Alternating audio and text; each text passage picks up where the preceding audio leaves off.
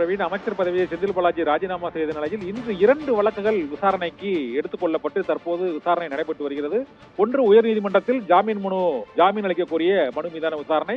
அமலாக்கத்துறை வாதம் தற்போது போய்கொண்டிருக்கிறது. இந்த சூழ்நிலையில் சென்னை மாவட்ட முதன்மை அமர்வு நீதிமன்றத்தில் நீதிபதி அல்லி முன் தாக்கல் செய்த ஒரு மனு தள்ளுபடியாகி இருக்கிறது. அந்த மனுவில் அமலாக்கத்துறை விசாரணையை தள்ளி வைக்க கோரி செந்தில் பாலாஜி தரப்பில் மனு தாக்கல் செய்யப்பட்டது. அந்த மனுவை விசாரித்த நீதிபதி அல்லி அந்த மனுவை தள்ளுபடி செய்து உத்தரவிட்டிருக்கிறார்.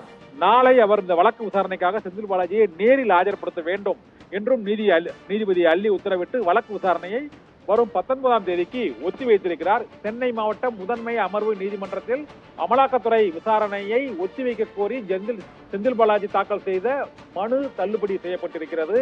இந்த சூழ்நிலையில் உயர்நீதிமன்றத்தில் செந்தில் பாலாஜியின் ஜாமீன் மனு மீதான விசாரணையும் இப்போது நடைபெற்றுக் கொண்டிருக்கிறது. அந்த ஜாமீன் மனுவில் என்ன உத்தரவை பிறப்பிக்கப் போகிறார்கள் அல்லது இன்று விசாரணை இருதரப்பு வாதங்களும் நிறைவடைந்தாலும் தீர்ப்பு ஒத்திவைக்கப்படுமா என்ற எதிர்பார்ப்பும் அதிகரித்திருக்கிறது. அமைச்சர் பதவியை ராஜினாமா செய்துள்ள சூழ்நிலையில் வழக்கு விசாரணை மாவட்ட முதன்மை அமர்வு நீதிமன்றத்தில் சூடுபிடித்திருக்கிறது.